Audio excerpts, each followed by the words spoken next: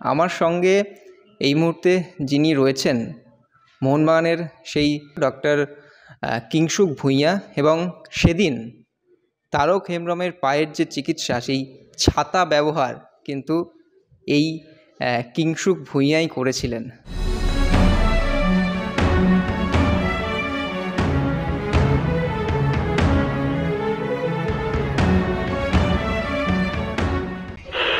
আকাশবাণী কলকাতা, শুরু হচ্ছে মহিলা মহল। উপস্থাপনা ও প্রযোজনায় বেলা দে। ন্যাশনাল জিওগ্রাফি চ্যানেলে বা ডিসকভারি চ্যানেলে সার্ভাইভাল বলে একটি এপিসোড হতো, মনে আছে? হাতের কাছে কিছু নেই, কিন্তু বেঁচে থাকতে হবে। তার জন্য যা যেখানে রয়েছে সেটা দিয়েই জীবন বাঁচানোর কাজে ব্যবহার করতে হবে। রোমহর্ষক সেই এপিসোডগুলি নিশ্চয়ই মনে আছে আপনাদের। আমাদের জীবনেও অনেক কিছু এরকম ঘটে, যে ঘটনাটা আমরা তৎক্ষণাৎ কী দিয়ে সেটা পূরণ করব, কিভাবে সেখান থেকে বেরিয়ে আসব, সেটা আমরা ব্যাকরণের বাইরে গিয়েও আমাদেরকে করতে হয়। সেদিন ব্যারাকপুর স্টেডিয়ামে মোহনবাগান ম্যাচে যেটা ঘটেছিল, মাঠে গুরুতর চোট পেয়েছিলেন রেলওয়ে এফসির ফুটবলার, বাংলার দুরন্ত বল প্লেয়ার তারক হেমব্রম। যদিও পরবর্তীকালে এমআরআই করে দেখা গিয়েছে তারকের চোট গুরুতর নয়, লিগামেন্টে স্ট্রেচ রয়েছে, ভাঙেনি। কিন্তু যন্ত্রণায় তখন কাতরাচ্ছিলেন তারক। উল্টো দিকে মোহনবাগানের দাগা উঠে বসেছিলেন তাদের ডাক্তার কিংশুক ভূঁইয়া। মোহনবাগানের কিংশুক দৌড়ে গিয়েছিলেন মানবিকতার জন্য। সঙ্গে সঙ্গে ব্যথার একটি ইঞ্জেকশন তিনি দেন তারককে। তারপর যে বিষয়টি ভাইরাল হয় গোটা বাংলা জুড়ে, সেই দুটো ফোল্ডিং ছাতা দিয়ে তার পা তিনি বেঁধে দেন। হাতের কাছে কিছু ছিল না, আইএফের কাছেও কিছু ছিল না, তারক যে দলের ফুটবলার তাদের কাছেও কিছু ছিল না। ছাতা দিয়ে চিকিৎসা করেছিলেন পূর্ব মেদিনীপুর জেলার কাঁথির ছেলে মোহনবাগানের ডাক্তার কিংশুক ভূঁইয়া। তবে গোটা ভারতবর্ষ জুড়ে তারক হেমব্রমের এমন চোট ভারতীয় ফুটবলে আর কেউ যদি পায়, তাহলে কিভাবে চিকিৎসা করা হবে? কিংশুকদের উপস্থিত বুদ্ধিতে সেই সময় ছাতা দিয়ে চিকিৎসা হয়তো হয়েছে, কিন্তু তাতে আমাদের ফুটবল মাঠের দৈন্য দশাটা ফুটে উঠেছে। এটা কি আমরা অস্বীকার করতে পারবো না? তবে মোহনবাগানের এই ডাক্তার, যিনি এই উপস্থিত বুদ্ধি সেদিন দেখিয়েছিলেন, সেই জন্য কিন্তু তাকে অবশ্যই কুর্নিশ জানাতেই হবে।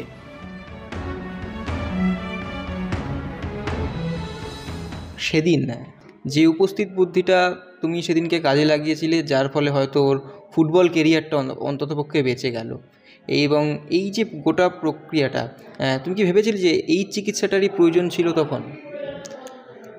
হ্যাঁ, দেখো, এটা একটা এটা একটা বেসিক, এটা একটা নলেজ যে যে কোনো মানুষের যখন একটা মাসকুলোস্কেলেটন, একটা লিম রিলেটেড লিম থ্রেটনিং যখন কোনো ইনজুরি হবে, তো তার যেটা বেসিক যেটা রিকোয়ারমেন্ট দরকার, একটা সাপোর্ট দরকার, একটা কম্প্রেশন দরকার, আর একটা এলিভেশন দরকার।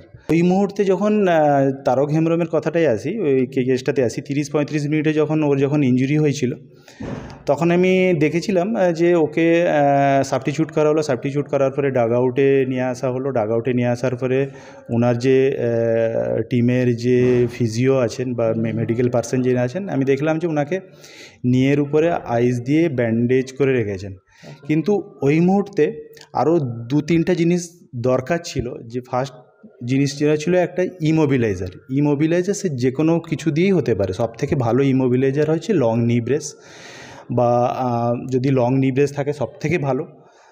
সেটা হচ্ছে সায়েন্টিফিক্যালি ইউজ করা হয়, যেটা কি তারক হেমব্রমের ছাড়ার পরে আমরা এক্স্যাক্টলি ছাড়া পাওয়ার পরে আপনারা যেটা দেখলেন যে ওই হুইল চেয়ারে যে বসে আছে, ওটাকে বলা হচ্ছে লং নি ব্রেস। লং নি ব্রেস ইউজ করা সবথেকে সায়েন্টিফিক্যালি।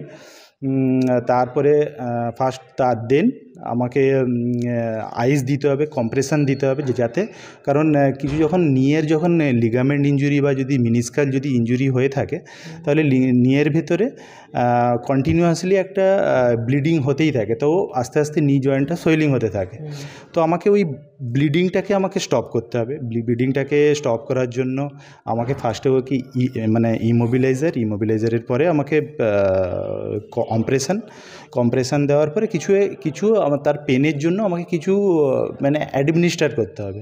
তো সেই জন্যই আমি ওকে একটা ইন্ট্রামাসকুলার ইঞ্জেকশান দিয়েছিলাম।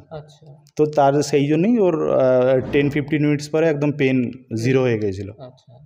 তো ওটা কি একটা উপস্থিত বুদ্ধি ছিল এই ছাতা দেওয়াটা? হ্যাঁ, অবশ্যই উপস্থিত বুদ্ধি আপনারা বলতে পারেন। তার কারণ হচ্ছে আমি যখন ওনাদের রেলওয়ের এফসির যখন ওদের মেডিকেল টিমকে যখন আমি বললাম যে আপনি আমাকে একটা লং নিভ রেস দেন, তিনি বললেন যে আমার কাছে লং নিভ রেস নেই। আমি বললাম যে আইএফের যিনি ডেস্কে যিনি আছেন তাকে একবার জিজ্ঞেস করুন ওনার কাছে আছে কি না। উনি একজন ম্যাডাম ছিলেন, ম্যাডাম বললেন যে না আমার কাছে নেই। তো তখন আমি বললাম যে কিছু একটা লাঠি দিন বা কিছু একটা রড দিন যাতে করে আমি নিটাকে আমি সাপোর্ট দিতে পারি। তো ওনারা আমাকে সেই মুহূর্তে কিছুই দিতে পারলেন না। তখন কালকে ওই দিন ম্যাচের দিন খুব বৃষ্টি পড়ছিল আপনারা জানেন, তো সকলের কাছেই ছাতা ছিল। তো তখন আমি ভাবলাম যে ওই ছাতা দিয়েই ইমোবিলাইজ করা যায়। তো ছাতা দুটো ছাতা নিয়ে আমি নিয়ে দুপাশে বেঁধে আমি ইমোবিলাইজ করলাম। ইভিন কি মানে সবথেকে খারাপ লাগে যে আমি তাকে বললাম যে ওনাকে রিকোয়েস্ট করলাম যে আমাকে একটা ক্রেপ ব্যান্ডেজ দেন বা আমাকে একটা কিছু কোব্যান দেন, যেটা হচ্ছে মিনিমাম একটা ব্যান্ডেজ করার একটা বেসিক রিকোয়ারমেন্টস, বেসিক জিনিস দিয়ে ওগুলো আমরা ব্যান্ডেজ করি। তো তারা ওইগুলো কিছুই প্রোভাইড করতে পারলেন না। তো তারপরে কেউ একজন আমাকে এগিয়ে দিলেন একটা আনস্টেরিলাইজ একটা গজ। তো ওই গজ দিয়ে কোনোভাবে আমি ওনাকে ব্যান্ডেজ করলাম। আরও গজের দরকার ছিল, তারপরে আমি বললাম যে আমার আরও গজের দরকার। তো বললেন যে না আর তো এই মুহূর্তে তো নেই। তো যাই হোক, তখন আমি উনি তারও খুবই পেনে তখন মানে প্রচণ্ড পেনে কাতরাচ্ছিল। তখন আমি ভাবলাম যে ওনাকে এই 10-15 মিনিটস ধরে ডাগ আউটে তিনি পড়ে আছেন। তো তখন আমি ভাবলাম যে ওকে পেন কম করার জন্য অ্যাজ সুন অ্যাজ পসিবল কিছু দেওয়া যাক। তো অ্যাজ সুন অ্যাজ পসিবল আমার কাছে আমি উনি আইএফের যে ম্যাডাম ছিলেন যে মেডিকেল ডেস্ক, ওনাকে বললাম যে একটা আমাকে ভোভেরন ইঞ্জেকশান দেন। তিনি বললেন যে না আমার কাছে ভোভেরন ইঞ্জেকশানও নেই। তখন আমি বললাম যে ওকে ওয়েট করুন এইখানে। তখন তারাও ওই ডাগ আউটের সামনেই পড়েছিল। জাস্ট আমি ওকে দুটো ছাতা দিয়ে ইমোবিলাইজ করলাম। তো তারপরে আমি বললাম যে আপনারা বসুন, আমার ড্রেসিং রুমে আমার ব্যাগের মধ্যে ইঞ্জেকশান আছে, আমি নিয়ে আসছি। দিয়ে আমি যেই ড্রেসিং রুম থেকে গিয়ে ইঞ্জেকশান ড্র করে আনলাম, দেখলাম যে তখন ওনারা ওকে অ্যাম্বুলেন্সের মধ্যে শিফট করছেন।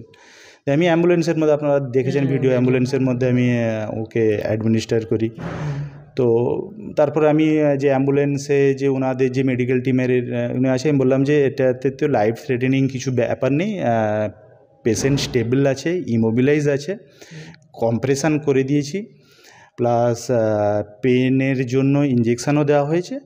10-15 মিনিটসের পরে পেন কমে যাবে। আপনারা চাইলে এখন ওনাকে হসপিটালে নিয়ে গিয়ে স্ক্যান করতে পারেন, কারণ আমি প্রাইমারি অ্যাসেসমেন্ট করে দেখেছি ওখানে কোনো বনি কোনো ফ্র্যাকচার নেই, বনি ইনভলভমেন্ট নেই। হয়তো লিগামেন্ট ইঞ্জুরি থাকতে পারে, সেটা হসপিটালে স্ক্যান করার পরে সেটা বলা যাবে যে লিগামেন্ট ইঞ্জুরি আছে কি নেই বা মিনিস্কাল ইঞ্জুরি আছে কি নেই। একবার কিন্তু এটা যে তুমি করছো একেবারে হ্যাটস অফ, আমরা মানে কৃতজ্ঞতা জানাচ্ছি একটা ফুটবলারের, তার ফুটবল কেরিয়ারটা অন্ততপক্ষে বেঁচে গেল।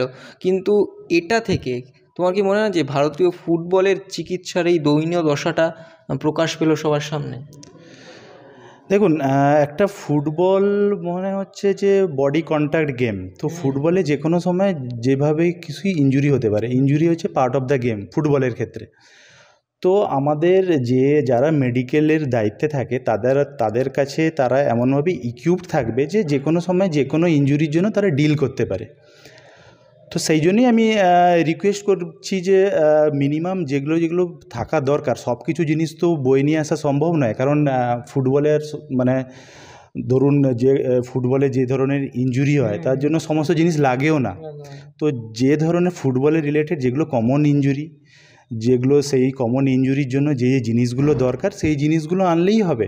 আর আমাদের মোহনবাগানের কাছে, আমরা প্রফেশনাল টিম, আমাদের মোহনবাগানের কাছে মানে আমরা সবসময় ইভিন একটা ট্রেনিং গ্রাউন্ডেও আমরা সব কিছু মানে একটা অক্সিজেন সিলিন্ডার থেকে শুরু করে এন্ডোট্রাকিয়াল টিউব থেকে শুরু করে মানে যেগুলো মানে আপনারা মানে একটা এমার্জেন্সি ওয়ার্ডে বা আইসিইউতে আপনারা যে সেট আপগুলো দেখতে পাবেন, সেইগুলো আমরা একটা ট্রেনিং যখন মোহনবাগানে যখন একটা ট্রেনিং সেট আপ হয়, সেটা আন্ডার 17 হোক বা রিজার্ভ হোক, সিনিয়রে হোক, সব জায়গায় আমরা সেটাগুলো অ্যাভেলেবেল রাখি। তার কারণ আমাদের কাছে একটাই জিনিস যে ফার্স্ট হচ্ছে মানুষের জীবন।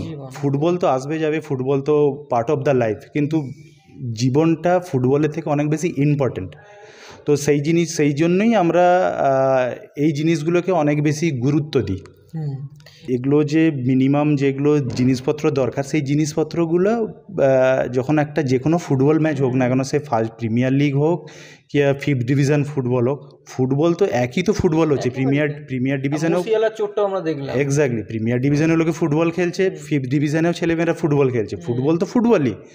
তো একটা মিনিমাম, আমার কথা মানে আমি যেটাই সকলকে বলতে চাই যে একটা মিনিমাম একটা বেসিক সাপোর্ট যেন থাকা উচিত।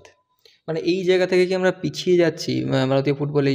যে ইনফ্রাস্ট্রাকচারগুলো প্রয়োজন, চিকিৎসার জন্য যে সাজ সরঞ্জামগুলো প্রয়োজন, সেগুলো রাখা হচ্ছে না? দেখুন, সব কিছুই আছে আমাদের ভারতবর্ষে, সব কিছুই আছে, ভারতবর্ষে অনেক ট্যালেন্টেড ডক্টর আছে। কিন্তু আমার মনে হয় যে প্ল্যানিংয়ের কিছু একটা অভাব আছে। তো যদি প্রপারলি যদি প্ল্যানিং করে সমস্ত কিছু করা যায়, তো আমার মনে হয় না যে এটা অসম্ভব কিছু। লাস্ট যেটা জিজ্ঞেস করব, আমরা তারক ইমরানের পাশে তোমাকে দেখলাম একেবারে অ্যাম্বুলেন্সের মধ্যে রেলওয়ে এফসির সঙ্গে খেলা। মোহনবাগানের এই যে বন্ধুত্ব সম্পর্কটা অন্য দলের ক্ষেত্রে আমরা দেখলাম, সেক্ষেত্রে ঈশ্বর না করুক যদি ইস্টবেঙ্গল তোমাদের চিরপ্রতিদ্বন্দ্বী ক্লাব, সেই ক্লাবের কোনো ফুটবলারের যদি এরকম হয়, তাদেরও ফিজিও থাকে, কিন্তু সেক্ষেত্রে কি একসঙ্গে উভয়ে ঝাঁপিয়ে পড়বে তখন? হ্যাঁ, অবশ্যই। ফার্স্ট অফ অল আমরা তো সবাই মানুষ যদি একে অপরকে যদি হেল্প না করে, তো আমরা অন্য কার কাছে হেল্প চাইতে যাব? সে ইস্টবেঙ্গল হোক বা মোহামেডান হোক বা যে কোনো টিম হোক না কেন, রাইভেলারি থাকুক হচ্ছে ফুটবল মাঠের মধ্যে 100 ইয়ার্সের মধ্যে। কিন্তু যখনই মেডিকেলের কথা আসছে বা যখনই কোনো মানুষের ফুটবল বাদে যখনই কোনো মানে হেলথ রিলেটেড কিছু ইস্যু আসছে, তখন ওখানে ইস্টবেঙ্গল, মোহামেডান বা অন্য যে কোনো টিমের কোনো ম্যাটার করে না। সবার আগে চলে আসছে হচ্ছে হিউম্যানিটি, মনুষ্যত্ব। তো সেটা আমরা এই মোহনবাগানে থেকে বা মোহনবাগানের এই যে কালচারের মধ্যে, কারণ আমি এর আগে হায়দ্রাবাদ এফসিতে ছিলাম, হায়দ্রাবাদ এফসিতেও এই ধরনের একটা বন্ডিং ছিল যে ফুটবল সেকেন্ডারি, ফার্স্ট হচ্ছে হিউম্যানিটি। কিন্তু যখন আমি মোহনবাগানে এলাম, কলকাতার ছেলে আমি, যখন আমি মোহনবাগানে জয়েন করলাম, এই যে হিউম্যানিটি, মোহনবাগানের যে হিউম্যানিটিটা বা মনুষ্যত্ববোধটা আরও আমি নিজের মধ্যে ফিল করতে পারলাম। তো সেটা যে কোনো টিম হলেই আমি হেল্প করব, সেটা কোনো ফ্যাক্টর নয়। Extra time.